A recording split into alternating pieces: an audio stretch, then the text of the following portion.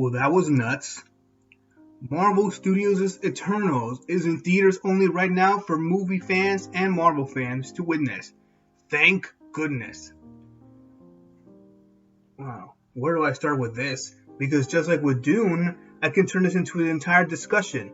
Heck, I think my spoiler segment will be longer than my non-spoiler segment. But even with that, there's still plenty to cover. Eternals, directed by Chloe Zhao, and starring a massive ensemble cast, which I'll get to later, tell the story of a group of space warriors called the Eternals, sent by their leader, a Celestial named Arishem, who's a space giant / god, on a mission 7,000 years ago to defend the Earth from a group of monstrous creatures named the Deviants, who are hell-bent on eliminating humanity one human piece of food at a time. So, how was it? It's solid. My mind is so scrambled right now. It's still good, and there's lots to love. But it still has some issues, but I'll get to them later. So, wow, I did not come prepared for this, but I'll keep this as much as concise as to the point as I can. As I'm good thing I'm not like other reviewers. For one, this movie is beautiful. Actually, I believe this to be one of those visually stunning MCU movies to date, just in terms of lighting, colors, and shot framing. And to that I can appreciate, because like Chloe Zhao has a knack for making the environment look as personal and beautiful as possible, as just about everything she touches turns to gold in that department. The musical score, as Marvel has been on a streak recently, is great. You can feel the emotion with each beat, tune, and piece of music that plays throughout the experience. Because that's what I can say. Just like with plenty of movies that I've seen this year, I can call it an experience. And then what's next? The characters. Man, if the MCU didn't have just so much stiff competition with like so many with its massive roster of great characters, I could almost make a top 30 MCU characters. But if it weren't for the stiff competition, some of these characters actually could be one of the best they've produced. But since it's competition, it still has a lot of to compete against. But still, the characters are great. I just love this philosophy. Like it's not everyone's style philosophy, but I do love this philosophy of character first, or character and story first, as it should be. The system ain't perfect, but it worked. I'll just mention this for a bit, to then I'll have a mini rant later. But man, the critics are on crack. How on earth this get negative reviews? Like, it went on Rotten Tomatoes, this is under 60. That I cannot believe. Like, not sure. None of these guys now have like a certain vendetta against the MCU now because of how much they produced, or they just really dislike Chloe Zhao making a Marvel movie after winning her 2 Academy Awards earlier this year.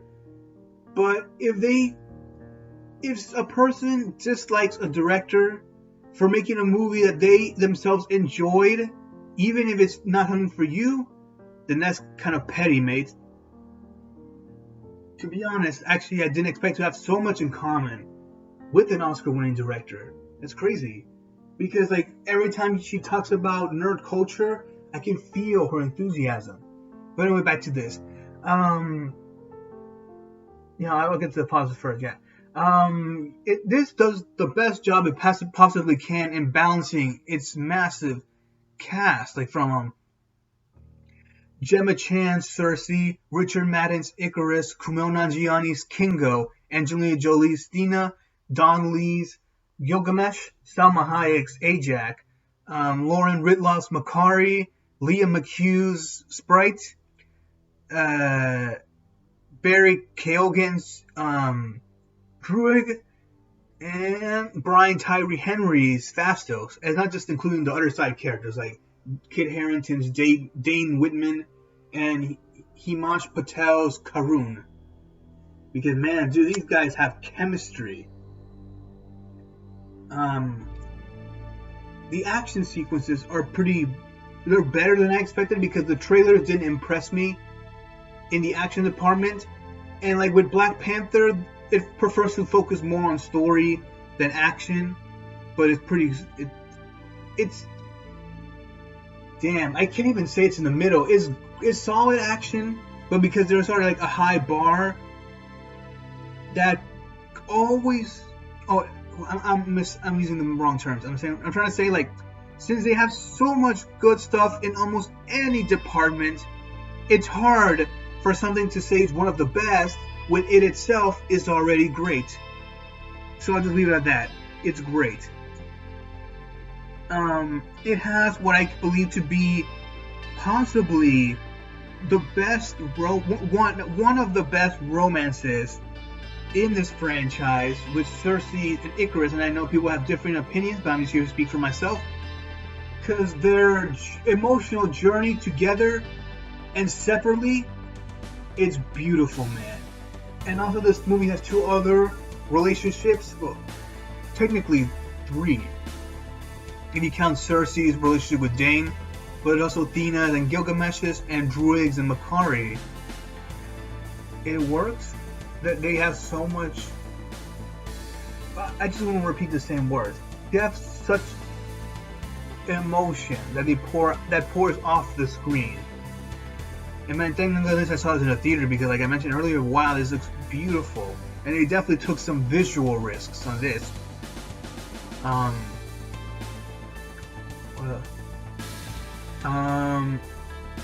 yeah. The last thing I'll mention before getting to the negatives, the director has said that she's a massive manga fan, and I can kind of see the influence, because this, I know not everyone will see it, but I do. It combines the best the good elements of a shonen anime and a slice of life anime. It has those elements, but taking out the stuff that holds them back, and combines them so beautifully. Like, this movie has a soul. Like, most of these things have souls. Well, insert obvious meme here. The franchise is pretty soulful, but this feels on another level in terms of, like, introspection. Because this covers topics of religion, philosophy, and the meaning of life in like a subtle, not super, sometimes in your face, but other times not.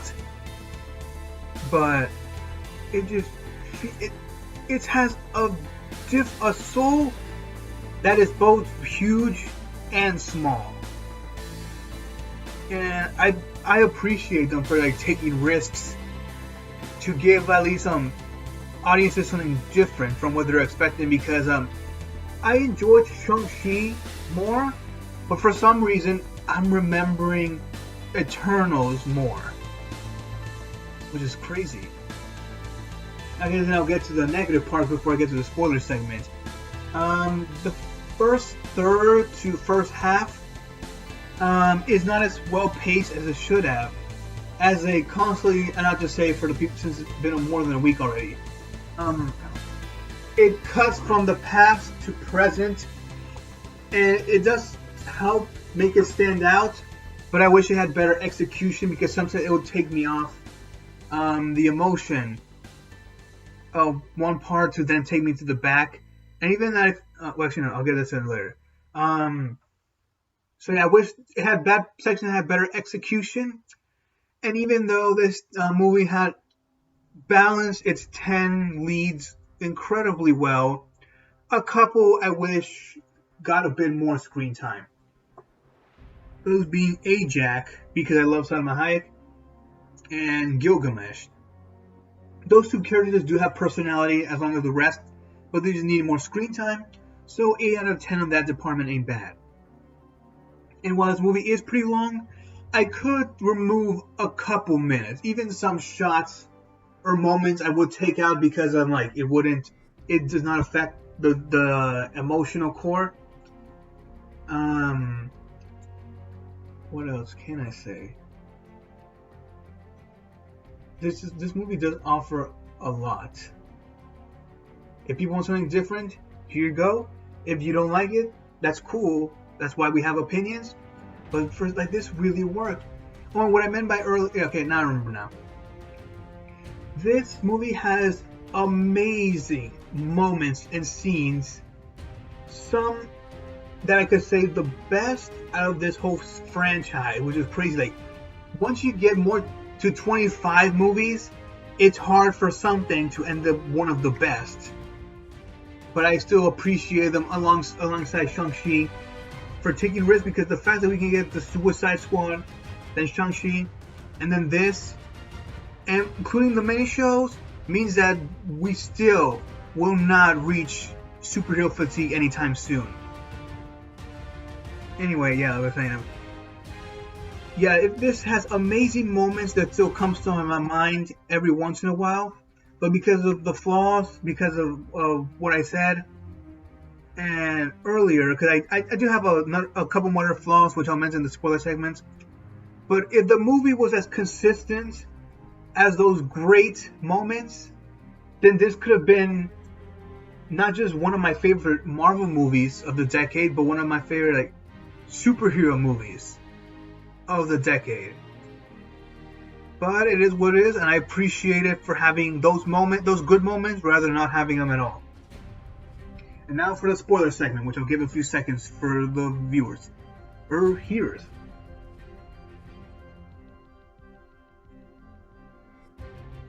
Okay, here we go.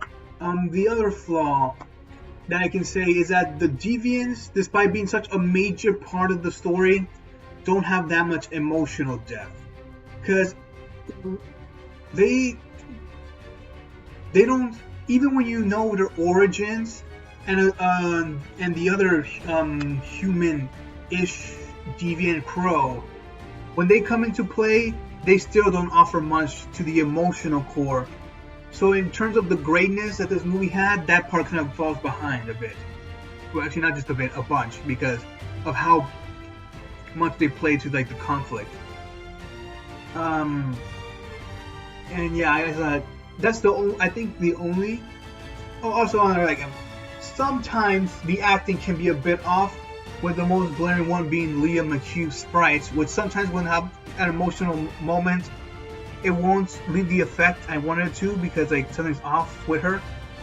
But at least the rest is great and makes me believe in these immortal characters, because you know what?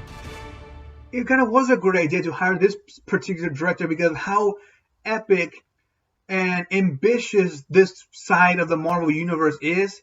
Hiring someone like her who knows emotion and character and giving them to these people will give them distinct lives and mentalities is a miracle and a great choice, because she offers what could have been a boring team of elitist heroes who only think about themselves because they live longer than humans, and they give them all a soul. And that I appreciate them. Spoilers. Oh yeah, I'm glad where the story goes, because I know people may not like this movie ending on a cliffhanger, but at least unpopular opinion, but I feel this was a better cliffhanger than that of Loki's, because at least the other shows, even though it's not the end of those characters, at least it's the end of those shows feel like the end of a chapter, and it opens up a brand new one. Well, that for Loki feels like you're still 3/4 into the chapter. But at least with this cliffhanger, at least this story is over, And now with that and the 2 post-credit scenes gives an idea of what happens in the possible sequel, which I hope this gets, because with the amount of lore, I feel like you can make an entire movie and TV franchise out of just the Eternals. It's that massive and heavy. I was saying earlier about Ajak. Since I like the actress so much, it's a shame that she had to die for the team to get together. It sucks that it had to be the way, but it's how the story goes. I wish, even with the later appearances she made through the second half, even though they were small, I do wish we could see more of her because of like how much I like the actress and the potential of the character. And same with Gilgamesh, because like I liked him before we met him again, and I appreciate him bringing him back. But I just wish he had a bit more screen time. But who knows? We'll see what happens in the future. And with Ikaris at the end, I have the hunch he may not have truly died. I think there's still story potential for him, because if they just get rid of him like that, then what a waste. Because like Ikaris was such a great character. Like, you cannot place him in a box of whether good, bad, in between, this, that. Like, he is very unique. Even if some people may not like him because maybe he's hard to understand, it was kind of a breath of fresh air for me. And speaking of breath of fresh air, with Sersi, the lead, it's also kind of a breath of fresh air to have like a female lead superhero who doesn't have to be a physical fighter to leave an impact on the characters around her. Because it's interesting making the main character not a leader. And I just like her emotional journey about her chain. How would I say this?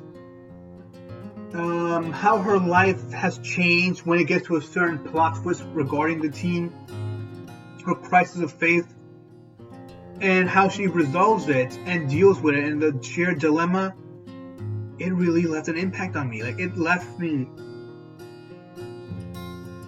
born. I don't find the words. It gave me a sense of hope and beauty regarding her journey. And I also really like Kingo, who a comic relief character that's useful. Also, I agree with a lot of people are saying about Druig and Makkari. I love their chemistry together. Druig was giving obvious bad guy. Let's talk about the characters now. He has obvious bad guy vibes, but then he surprises you by him. He's not a bad guy, but there's more. His morals are very complex that you feel with him.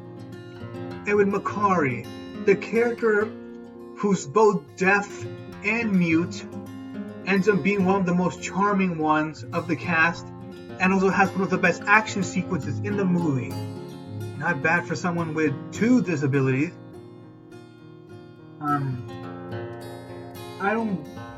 Because I'm not that kind of person, I don't mind Fastos ending up gay and having a son, because it's the story.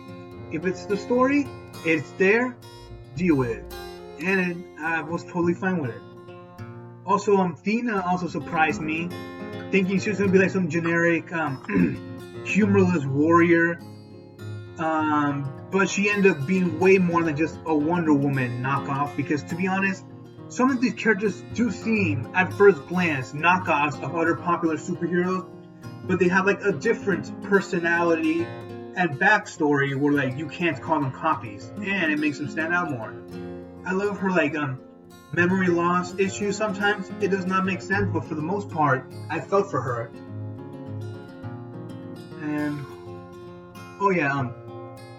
Sprite.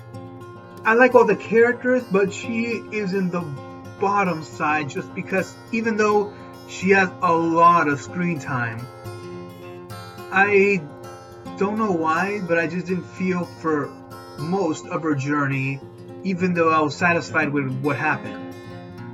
I don't know, maybe it's like that's it, maybe it's the acting. But she was written well, so I'm glad for that. Let's see what else. Oh yeah, that mini rant. It's a shame that people are getting upset at Chloe for making this. And I know this is a term. This combines both art house film elements and Marvel superhero elements. But since I love blockbusters and dramas equally, this does not affect me. It's almost like a best of both worlds for me. And also, what's wrong with combining elements? Like people have enjoyed when people try something different. This is different. You can't look at it and say it's the usual, because then what kind of viewer are you? I also dislike the phrase, because most of the time it's not earned, where something has an identity crisis or doesn't know what it wants to be, because there's very few examples I've seen in entertainment where that's the case. But for this feels cohesive. For sure, it has the humor and types of jokes from other Marvel movies, but it does have stuff that the others don't have. And I appreciate for balancing these elements and me never feeling confused or lost. Like, in fact, I was never lost. Well, mostly never. There was sometimes where like the movie lost me a bit because it got a bit complicated and exposition heavy, but it does its job mostly well. And I just, cause man, like if Avengers Endgame was the end of the MCU, then we probably wouldn't have gotten any of this. So in a way, I'm grateful. I just hope Chloe Zhao does come back for future Eternals content. I know she, since because of her success, studios not wanting to do other things, but I hope she can balance it out and still make something solid for all of them. Because man, what she touches is gold.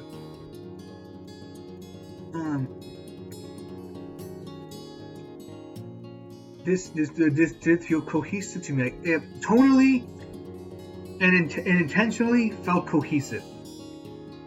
So that I'm glad for. I'm surprised that Harry Styles said yes to this. That he wants to be a Marvel hero with Thanos' brother and Pip the Troll. So that'll be fun to see if they do a Green Lantern sequel. Also, I wonder how James Whitman is going to deal with his Ebony Blade and become the Black Knight. And how's it going to end up with Blade? What's he going to do with Blade? Ain't that wild. Anyway, there you have it. I don't even like scratch the surface of this movie, even like this being pretty long for a review. But go see it. You'll at least be better off watching it than not in that way. It's not okay. I guess that came out wrong. Go watch it. At least give it a chance. Even if it doesn't end up being for you, I'm at least glad that from what I've heard from the internet that 60% like or love it, 20% say it's okay, and 20% don't like it. And to be honest, I'd rather have that kind of divisiveness over a movie, over anything that happens over Star Wars or DC, because this is how a divided movie should be treated like. Anyway, hopefully the Eternals remain eternal. See you in the next. By the way, I know this will be pretty tacked on, but I forgot to give a score. I was just so focused. Anyway, since I feel my opinions on this is going to be fluctuating from going up to down, I feel like I may not even have a real opinion on this movie in terms of the score because of how transcendent of an experience it is. But for the moment, I give this one an 8.5 out of 10. See you guys. For real, though. Next one.